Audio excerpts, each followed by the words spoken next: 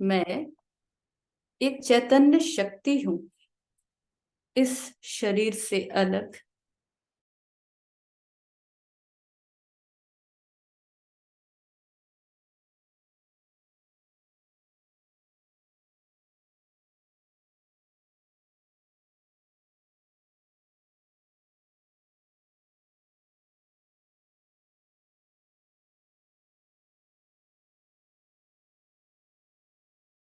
उनके उनकी जो शिक्षा है उसे सुनना है, समझना है, अनुभव करना है।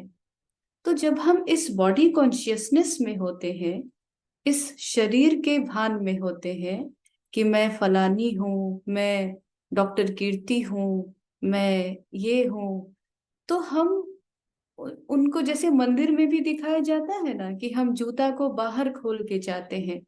क्यों? क्योंकि हम, वो एक सिंबल है कि हम, चमड़े की चीज को कहा जाता है मंदिर में नहीं ले जाइए, क्योंकि हम वो अलौकिक अनुभव नहीं कर पाएंगे। उसी तरीके से यदि हमें परमात्मा की दिव्य शिक्षाओं को धारण करना है, समाना है, तो हम ऐसे देह के, अपने बॉडी कॉन्शियसनेस में होके उसे नहीं समझ सकेंगे। फिर आप देखें, जो दो वायर होता है उसको कनेक्ट करना है, तो क्या करते हैं हम? ऊपर वाला लेयर को हटाते हैं और तभी दोनों में करंट पास करता है। अगर एक का आउटर इंसुलेटेड लेयर रहा और उसको दूसरे से हम कनेक्ट करते हैं, तो करंट पास करेगा? नहीं करेगा, क्योंकि दोनों को समान होना पड़ेगा। तो अव्यक्त स्थिति यानी आत्म अभिमानी स्थिति। तो जब भी हम मुरली सुने, चाहे साकार चाहे अव्यक्त, तो हम सबसे पहले इस स्थिति में अभी अभी स्थित होते हैं। चलिए, अपने मन को बाहर की सभी बातों से हटाते हुए स्वयं को आत्म निश्चय करते हैं। मैं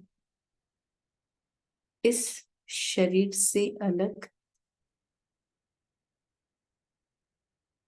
त्रिकुटी आसन पर विराजित एक चैतन्य शक्ति हूँ।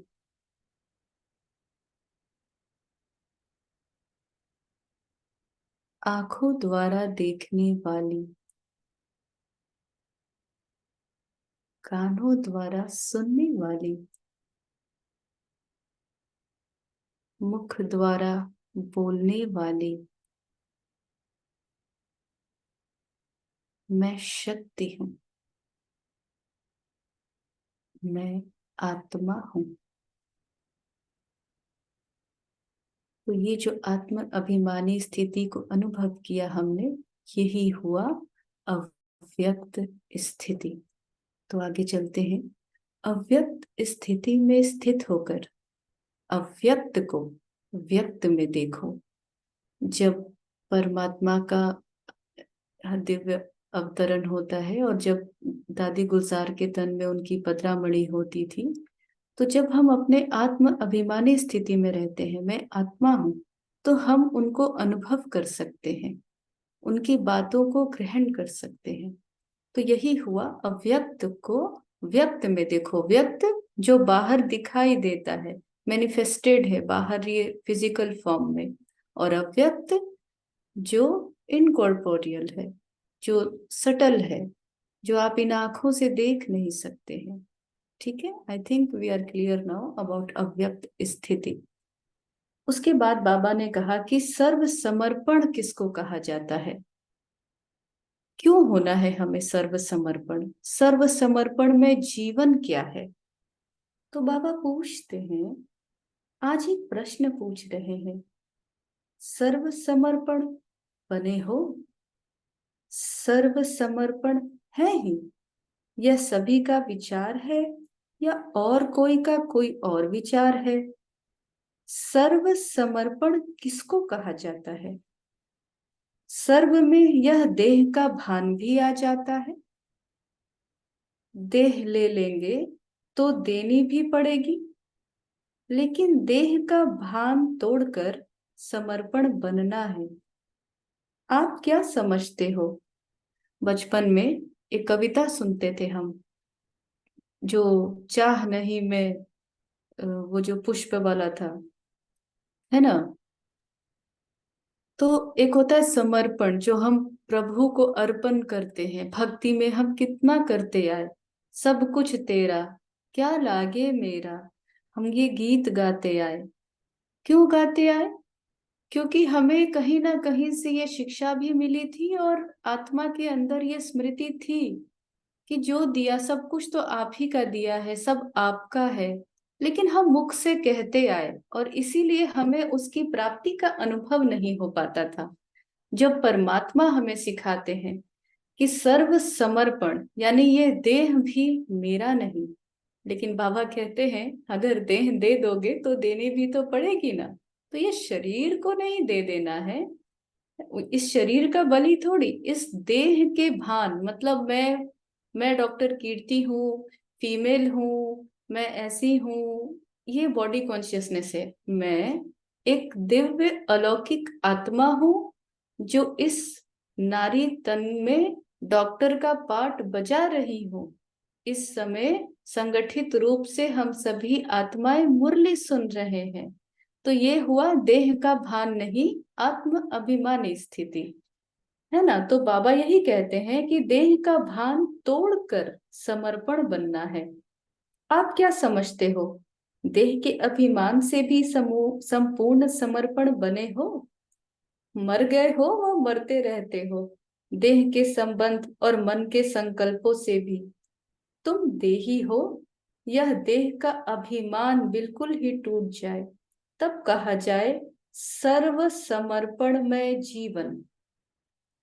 जब ये देह का अभिमान, क्योंकि ये सारे दुख का कारण, परेशानी का कारण, स्ट्रेस का कारण, फियर ऑफ डेथ का कारण, हर कारण ही बॉडी कॉन्शियसनेस है। और परमात्मा आके हमें यही नवीन ज्ञान देते हैं, यही परिवर्तन कराते हैं कि तुम आत्मा हो। क्योंकि जैसे ही हमें ये स्मृति आती है, हम देह के भान से जब हम अलग होकर के अपने आप को प्रभु समर्पित समझते हैं, तो क्या होता है? हमारी आत्मा के गुण वो प्रत्यक्ष होते हैं और हम अपने कार्य व्यवहार में आत्मा के जो 7 गुण, जो 7 डेज कोर्स में बताए गए, मैं प्रेम स्वरूप हूँ, शांत हूँ, शक्तिशाली हूँ, नॉलेजफुल हूँ, सुखी हूँ, आनंद स्वरूप हूँ। तो जब ये सारे गुण हमारे से प्रवाहित होने लगते हैं कर्म में, तो बाह्य परिस्थिति चाहे जैसी भी हो, हम तो विजयी हो जाएंगे ना। क्योंकि मुझे पता है कि मैं शक्तिशाली हूँ। तो इसीलिए देह के भान का समर्पण तो कई बारी होता है, हम चाहते तो हैं लेकिन होता नहीं है। तो ये विधि परमात्मा हमें बताते हैं कि जब ऐसी कुछ बात आए और हमसे ना हो, हम उसे प्रभु को समर्पित कर दे। बाबा, यह देह भी आपको समर्पित, मेरा तन, मन, धन, समय, श्वास, संकल्प, प्रोफेशन, सब कुछ आपको समर्पित। मीठे बाबा,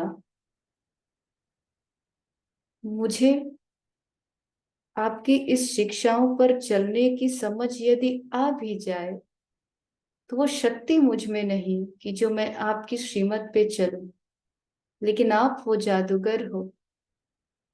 आप मुझे जीरो से हीरो बनाओ। आप वो जादू दिखाओ। आप मुझे संपूर्ण बनाओ। तो समर्पित जब हम कर देते हैं, तो मन की कमजोरी भी जो होती है ना, तो वो भी परमात्मा को समर्पित कर देने से हमें शक्ति आ जाती है। तो जो सर्व त्यागी, सर्व समर्पण जीवन वाला होगा, उनकी ही संपूर्ण अवस्था गाई जाएगी। अब सर्व त्यागी क्या है, सर्व समर्पण क्या है? देखिए, जो सर्व त्यागी यानी विकारों का त्याग, क्रोध आ रहा है, ईर्ष्या हो रही है, ये सारी चीजें जो होती है ना, उसका त्याग। तो एक दो चीज का नहीं, जब तक हम तभी पूरे आनंद में हो पाएंगे जब हम सारे वाइसेस का त्याग करेंगे। और समर्पण जीवन जो है वो क्या है कि ना तो ये तन मेरा, ना ये मन मेरा, मेरा कुछ भी नहीं, मन भी नहीं, सब कुछ आपका। और ये बहुत ही सुंदर अवस्था है। अब समर्पण किसको कहा जाएगा? जो श्वासों श्वास स्मृति में रहे। तो हम ये सवाल कर सकते हैं कि हम क्यों समर्पित हूं? वो इसलिए कि समय की ये पुकार है, चारों तरफ अभी दुख है, अशांति है, परिस्थितियां हैं, एक जाती हैं तो दूसरी आती हैं, एक हम हाथ में ले तो लगता है जैसे दूसरा फिसल रहा है। तो ऐसे में क्या करें? हमारे रास्ता ही क्या है? तो प्रभु को सब कुछ समर्पित कर देना। तो समर्पण की परिभाषा परमात्मा हमें सिखाते हैं कि समर्पण उसको कहा जाता है जो श्वासों श्वास स्मृति में रहे। ये ऐसा क्यों जरूरी है? ये अनुभव है हमारा कि अगर हम 2 घंटा स्मृति में हैं कि हाँ सब कुछ परमात्मा का है, वो 2 घंटा के बीच में परिस्थितियां भी आती है ना, तो वार नहीं करती, हम विजयी हो जाते हैं। संगठन में जब हम ऑर्गेनाइजेशन में होते हैं, तो ऑर्गेनाइजेशन में जब हम काम करते हैं, लवफुल रिलेशनशिप चाहिए, इक्विटेबल डिस्ट्रीब्यूशन चाहिए, चाहिए सब कुछ करना चाहते भी हैं, मगर हो नहीं पाता। तो विधि क्या है? समर्पण। समर्पण, समर्पण से हमारे अंदर अहंकार नहीं आएगा, कर्तापन का भान नहीं आएगा। तो श्वासों श्वास स्मृति या ना, यानी हम जब कार्य क्षेत्र में हैं, खास करके उस समय मैं परमात्मा के दिव्य कार्य के लिए जा रही हूँ, विश्व कल्याण के लिए जा रही हूँ, ये सेवा मुझे परमात्मा ने दिया है। इस एटीट्यूड से जब हम जाते हैं तो यही हुआ श्वासोश्वास स्मृति। श्वासोश्वास स्मृति माना सब काम छोड़ के खाली राम राम राम राम राम राम राम राम, शिव बाबा शिव बाबा शिव बाबा शिव बाबा शिव बाबा, मेरा बाबा नहीं। एक एटीट्यूड बने, हमारा माइंडसेट बने, मैं कौन हूं, मैं किसकी हूं, मुझे क्या करना है। ये 3 बातों के साथ जब भी हम कोई भी कार्य करेंगे तो यही हुआ श्वासो श्वास स्मृति, यही हुआ समर्पण। और जब हम ऐसा करेंगे तो क्या होगा? परमात्मा कहते हैं हर श्वास में स्मृति रहे। और ऐसे जो होंगे उनकी निशानी क्या है? उनके चेहरे पर क्या नजर आएगा? बाहर में लोग पर्सनालिटी डेवलपमेंट करते हैं, लेकिन परमात्मा सिर्फ पर्सनालिटी डेवलपमेंट में इनेक्ट करना ही नहीं, हमारा स्वरूप बदल देते हैं। तो जब हम हर चीज को, हर बात को परमात्मा को समर्पित कर देंगे तो क्या होगा? उनके मुख पर साइन क्या होगा? हर्षित मुख। तो कभी भी यदि दुख के आंसू आते हैं या परिस्थिति आती है, तो यही चेक करते हैं कि जरूर कहीं ना कहीं मेरेपन का भान आ गया है। क्योंकि जहां तेरा होगा, जहां परमात्मा आ जाता है, वहां आंसू नहीं आते हैं। तो चलते चलते इस बात का अभ्यास हमें बहुत सुखी बनाएगा। तो परमात्मा कहते हैं क्या उनके मुख पर होगा? मालूम है? हर्षित मुक्ता के सिवाय और भी कुछ होगा? तो अगर हर्षित मुक्ता के सिवाय और भी कुछ होता है तो समर्पण महता में हमारी कमी है। फिर परमात्मा कहते हैं और क्या होगा? एक बहुत इंपॉर्टेंट बात है, हम कब हर्षित नहीं हो पाते हैं? कोई ना कोई बात होती है जहां सहन नहीं किया, है ना, तभी तो ये चेहरे की खुशी उड़ती है, आंखों में आंसू आता है। तो परमात्मा हमें बताते हैं कि श्वासोश्वास स्मृति होगी तो हर्षित मुक्ता होगा और सहनशीलता आएगी। परमात्मा कहते हैं जो जितना सहनशील होगा उनमें उतनी शक्ति बढ़ेगी। हम कहते हैं ना, सहन करते करते थक गए, कहते ही हैं, बिल्कुल कहते हैं। कितना सहे, कब तक सहे, मुझे ही सहना है, कोई लिमिट भी तो होती है ना। लेकिन परमात्मा हमें कहते हैं कि सहनशीलता एक शक्ति है। अगर हमने सहन कर लिया तो वो हमें सहन करने का पता नहीं पड़ेगा कि हमने सहन किया, क्योंकि शक्ति है वो। हम सह नहीं पाते हैं, तब हम कहते हैं कि सह रहे हैं। सही मायने में उस समय हमने टॉलरेट किया ही नहीं, तभी हमारे मुख से निकलता है कि हमें क्यों सहना, और वो भी आंसू के साथ जब निकलता है कि मुझे कितना सहना पड़ रहा है। तो हमने तो सहा, वो वहां हमने टॉलरेट नहीं कर पाए, टॉलरेंस की कमी आ गई। तो उसकी विधि फिर क्या है, कैसे करें? तो परमात्मा हमें बताते हैं, जो जितना सहनशील होगा उनमें उतनी शक्ति बढ़ेगी। जो श्वासोश्वास स्मृति में रहता होगा उसमें सहनशीलता का गुण जरूर होगा। और सहनशील होने के कारण एक तो वह हर्षित होगा, और दूसरा शक्ति दिखाई देगी उसके चेहरे पर, निर्बलता नहीं। तो चलिए थोड़ा सा हम इस समय अभ्यास करते हैं। अभी जो सुना,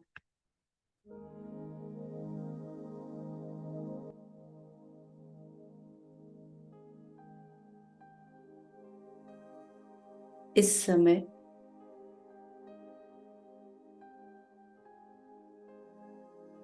मेरी जो भी बाह्य परिस्थिति है,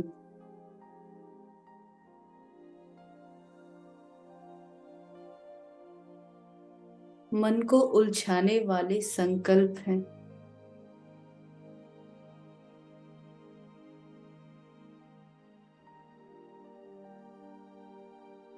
वो सब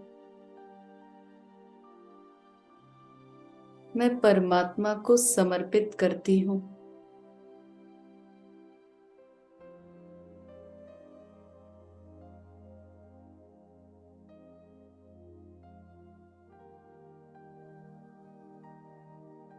मेरा ये तन, मन, धन, समय, श्वास, संकल्प, संबंध, संपर्क, प्रोफेशन,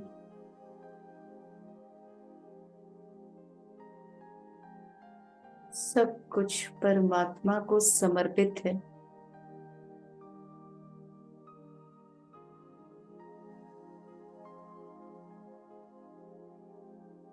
मेरा कुछ भी नहीं।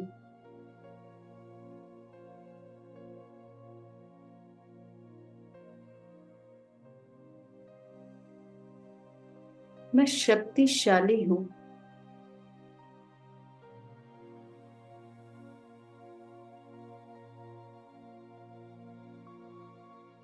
मुझ में सहन करने की शक्ति है।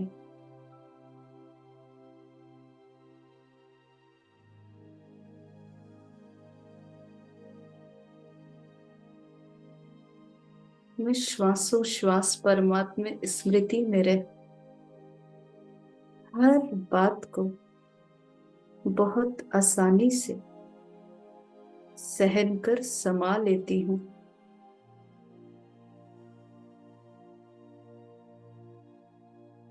I am tolerant.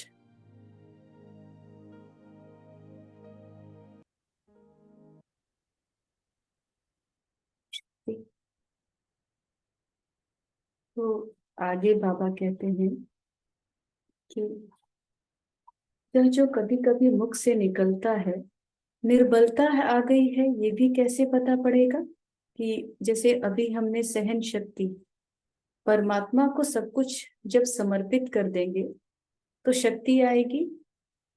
तो इसका, जैसे अगर शक्ति का दो सिंबल है, हर्षित मुखता और सहनशीलता, तो निर्बलता है वो कैसे पता पड़ेगा? निर्बलता के बोल कैसे हैं? कैसे करें, क्या होगा, मेरे से नहीं होगा, क्या होगा, ये कैसे होगा, होता है ना। और एक जब मन में आता है तो मुख पर आता है। तो इसीलिए मन में ही नहीं आना चाहिए, क्योंकि मन पर, अगर मुख में हम बाहर किसी को नहीं भी बोले, मन में तो आया ना। तो निर्बलता के तो सारे दिन में हम चेक करते हैं कि अगर कैसे करें, क्या होगा आया, तो यानी मैं निर्बल हूं, तो फिर इसको ले जाएं तो विधि क्या है? निर्बल होके जीवन तो बिताना नहीं है। तो फिर विधि क्या है? विधि ये है, परमात्मा को समर्पित कर देते हैं। फिर क्या होगा? उस परिस्थिति को सहन करने की शक्ति आएगी और चेहरे पे हर्षित मुखता आएगी। अब इसकी भी विधि बाबा ने बताई। मन को कैसे सशक्त करें, मन में नहीं आए। बाबा कहते हैं यह शब्द निर्बलता के हैं जो नहीं निकलने चाहिए। जब मन में आता है तो मुख पर आता है, परंतु मन में नहीं आनी चाहिए। मन मना भव, मध्याजी भव। गीता में से सुनते आए ना, मन मना भव। मन मना भव का अर्थ बहुत गुह्य है, बहुत मतलब काफी डीप है ना। तो क्या है मन मना भव का मतलब? क्या हुआ? एक तो मन को मेरे में लगाओ, है ना। हम लोग गीता में भी सुनते आए, मन को मेरे में लगाओ, मुझ में स्थित होकर कर्म करो। तो परमात्मा स्मृति हो गई। दूसरा, जैसे ड्रामा का सेकंड बाय सेकंड जिस रीति से जैसे चलता है, उसी के साथ साथ मन की स्थिति ऐसे ही ड्रामा की पटरी पर सीधी चलती रहे, जरा भी हिले नहीं, चाहे संकल्प से चाहे वाणी से। ऐसी अवस्था हो, ड्रामा की पटरी पर चल रहे हो, परंतु कभी कभी रुक जाते हो, मुख कभी कभी हिल जाता है, मन की स्थिति हिलती है, फिर आप पकड़ते हो, यह भी जैसे एक दाग हो जाता है। परमात्मा हमें बताते हैं कि मन बना भव, जैसे क्या होता है, कई बारी हम जो चाहते हैं वो नहीं होता है, हमारे हिसाब से चीजें नहीं होती है, ना व्यक्ति ना परिस्थिति। हम सोचते कुछ और है और हो कुछ और जाता है, तो फिर क्या होगा? मन की स्थिति हिलेगी ना। तो परमात्मा बताते हैं कि ड्रामा की पटरी पर चलते रहे सीधे। जैसे मान लीजिए कि हमने सोचा था कि आज हमारा हिसाब से कोई भी, चाहे वर्क प्लेस पे चाहे परिवार में, व्यवहार करे, लेकिन किसी कारण से उनका मूड ऑफ रहा, वो अपने हिसाब से कार्य किए, है ना। हम तो एक्सपेक्ट कर रहे थे कि वो हमसे अच्छे से बिहेव करें, क्योंकि हम तो उनसे अच्छे से बिहेव करते हैं, मगर वो अपने हिसाब से हमारे से व्यवहार करके गए, तो क्या होता है? मन हिल जाता है, मुख भी हिल जाता है, मिलता ही है। परमात्मा हमें बताते हैं कि हमें अपने जीवन को शांत सुखमय बनाना है। ये जीवन बहुत सुंदर है, इसको खुश होके बिताना है। तो इसीलिए परमात्मा बताते हैं ड्रामा की पटरी पर सीधी चलती रहे, जरा भी हिले नहीं। तो उस समय हम क्या सोचेंगे? ड्रामा, सबका अपना अपना पार्ट है, ये उनका पार्ट है, उनका उनको मुझसे ऐसे इस समय बिहेव करना है, कोई बात नहीं, ड्रामा कल्याणकारी है ना। तो इसीलिए हमें ड्रामा, मतलब 7 डेज कोर्स में भी हम लोग देखे थे ना कि ये वर्ल्ड साइकिल जो है वो कैसे ड्रामा है। और हम लोग पहले भी शेक्सपियर का चाहे पढ़े हो चाहे कुछ भी पढ़े हो, ये सृष्टि एक नाटक है, इसको प्ले समझ के ही हम लोग अगर फील करेंगे तो ही ऐसा होगा कि हम बिल्कुल, जो एक होता है ना, कई बारी परिस्थितियां ऐसी आती हैं कि शट डाउन हो जाता है, बिल्कुल बिल्कुल लगता है जैसे ब्रेक डाउन हो चुका है, खड़े होने की भी हिम्मत नहीं होती है, ऐसा होता है। तो ऐसा ना हो, हम इसे ड्रामा मान के चलें। और और हमारे हिसाब से यदि चीजें ना हो, तो हम यही सोचे कि ड्रामा चल रहा है, जो चल रहा है सब सही है। तो हमारी मन की स्थिति नहीं हिलेगी। तो लेकिन बाबा कहते हैं कि तुम चलते भी हो, समझते हो, लेकिन कभी कभी रुक जाते हो। लेकिन जब वो रुक जाते हो, मन हिल जाता है, मुख हिल जाता है, तो क्या होता है? दाग लग जाता है। तो कर भी रहे हैं तो और अटेंशन चाहिए। फिर भी एक बात अब तक भी कुछ वाणी तक आई है, प्रैक्टिकल में नहीं। कौन सी बात वाणी तक आई है, प्रैक्टिकल में नहीं? यही ड्रामा की ढाल जो सुनाई, लेकिन और बात भी बता रहे थे। वह यह है, जैसे अब समय नजदीक है, वैसे समय के अनुसार जो अंतर्मुखता की अवस्था, समय के अनुसार जो अंतर्मुखता की अवस्था वाणी से परे अंतर्मुखी होकर कर्मणा में अव्यक्त स्थिति धारण करने की अवस्था दिखाई देनी चाहिए, वह कुछ अभी भी कम है। अब ये बात बाबा कह रहे हैं, क्या है अभी समय, कितना अपहेविल्स आ जाता है, कितना कॉन्फ्लिक्ट है। तो इसीलिए परमात्मा हमें सिखाते हैं कि जब हम कार्य व्यवहार में आए, कर्मणा में आए, अपने वर्क प्लेस पे रहें, तो अंतर्मुखी, अंतर्मुखी या ना, ये जो हमारा पूरा फेस है ना, उसमें हम अपने अंदर में क्या है, अंदर की तरफ जाएं। अंदर में क्या है, आत्मा है।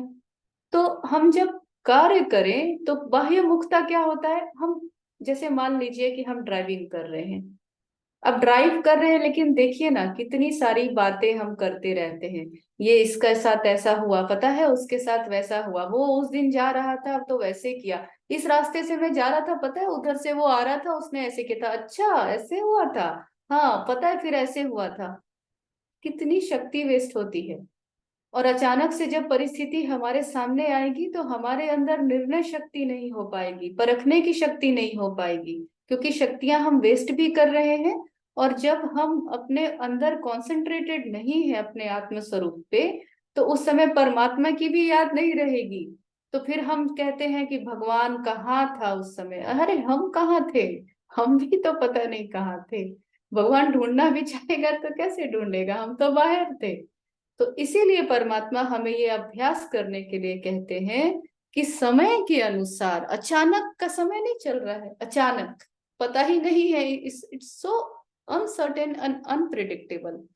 तो फिर रास्ता क्या है, क्या हम सिचुएशन के बस ऐसे ही होके हाय हाय करके जीवन बिताएं, या हम परिस्थितियों के ऊपर विजयी बने।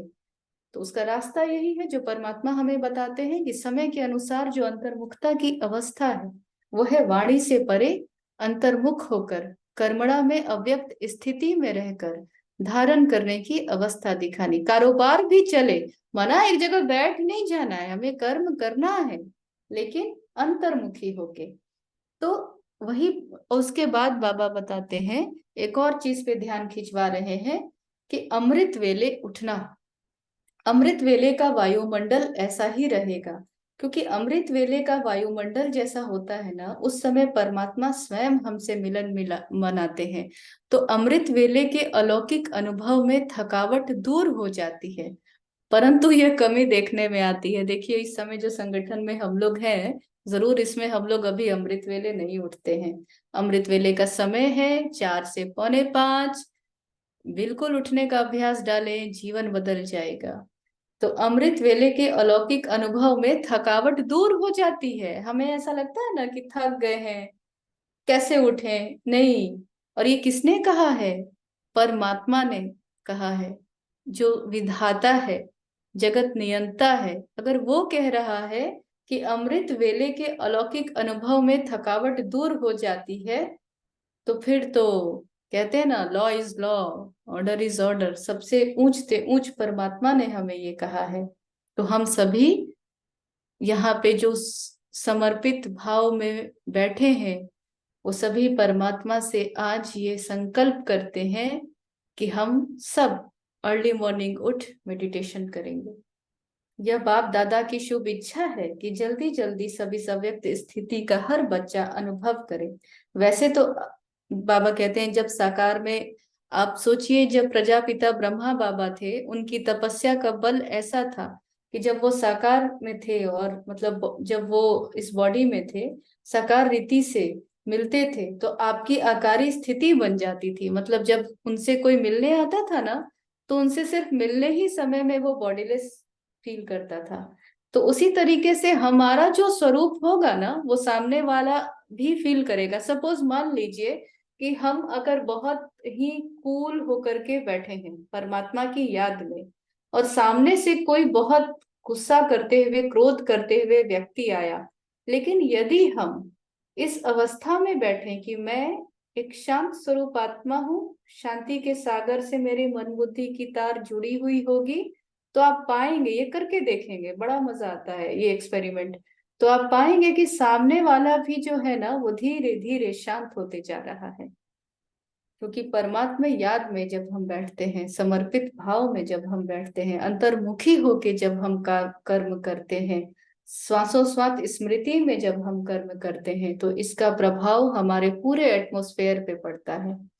तो अब जितना जितना अव्यक्त आकारी स्थिति में स्थित होंगे उतना ही अलौकिक अनुभव करेंगे। तो ये थी आज 25 जनवरी 1969 की मीठे बाबा की मुरली। अब थोड़ी देर हम सभी इसी मुरली पर योग करके खत्म करेंगे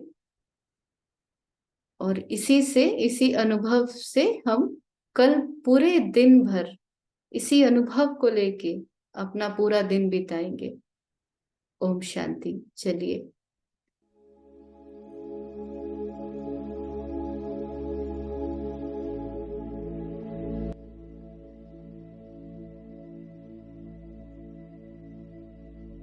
सामने स्क्रीन पर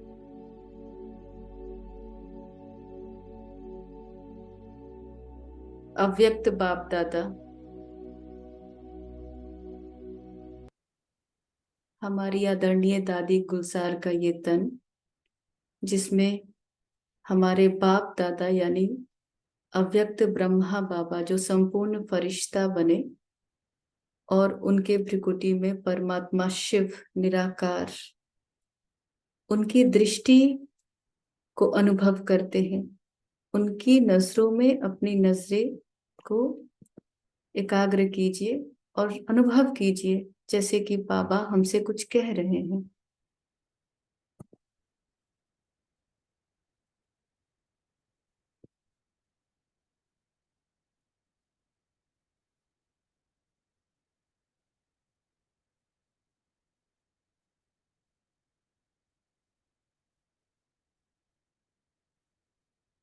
स्वयं को भ्रिकुटी के मध्य अनुभव करते हैं।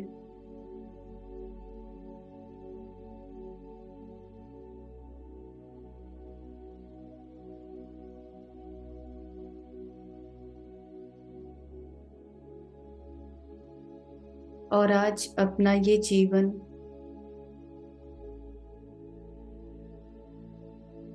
परमात्मा को अर्पित करते हैं, सर्व समर्पित करते हैं।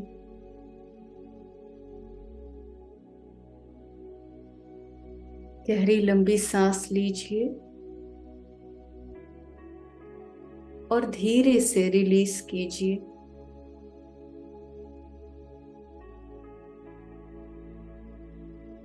हर श्वास जो अंदर जा रही है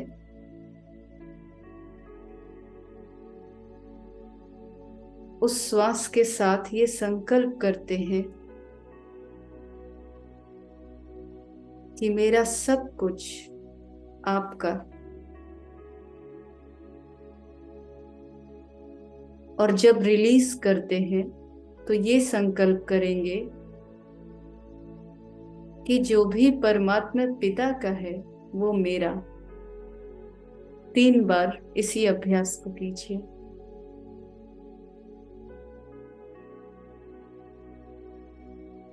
मीठे बाबा, मेरा सब कुछ आपका है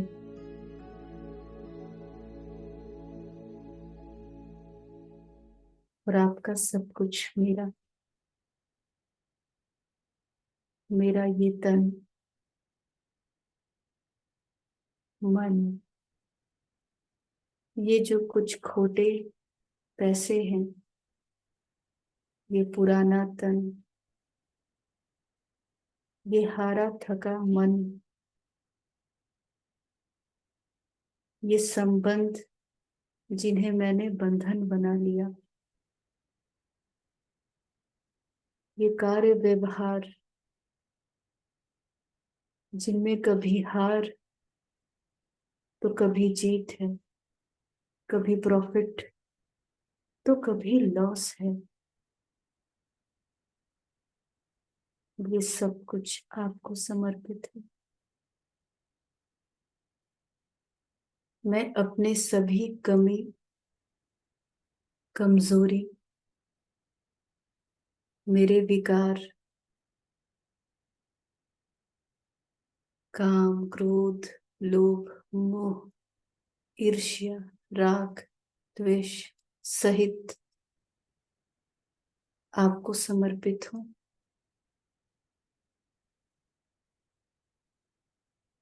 आप रहम के सागर, प्यार के सागर, मुझे दिल से अपनाते हैं।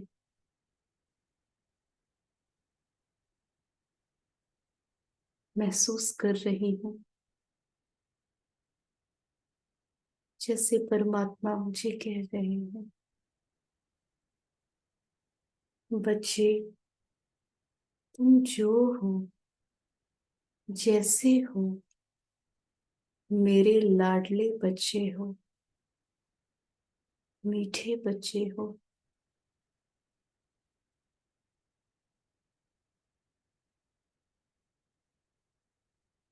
उनकी हर शक्तियां उन्होंने मुझे वरदान में दे दिया।